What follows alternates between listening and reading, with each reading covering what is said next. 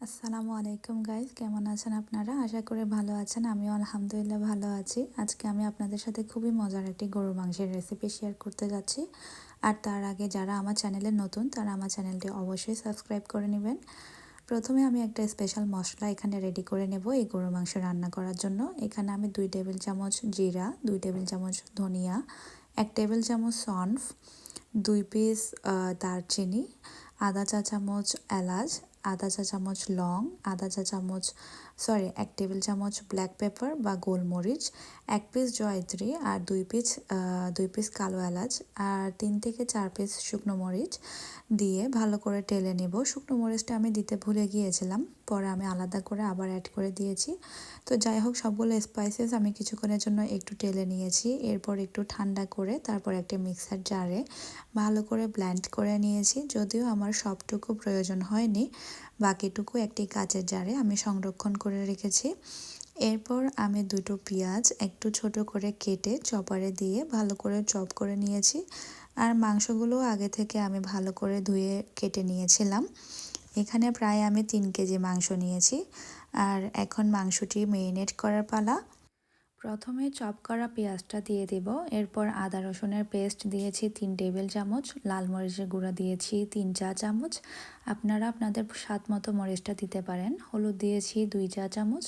এরপর আমার বানানো মশলাটা দিয়েছি প্রায় 4 টেবিল চামচ। এরপর টক দই দিয়েছি আর দিয়েছি জয়ফলের গুঁড়া বা নাটমেগ পাউডার।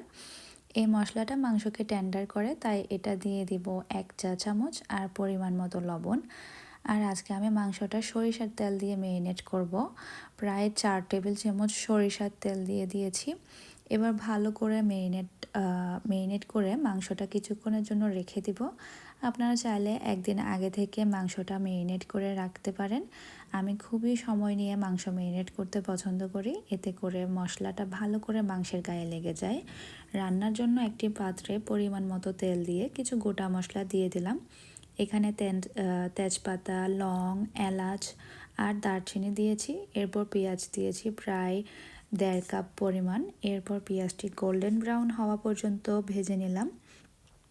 এরপর মেরিনেট করা মাংস দিয়ে ভালো করে একটু মিশিয়ে নিলাম।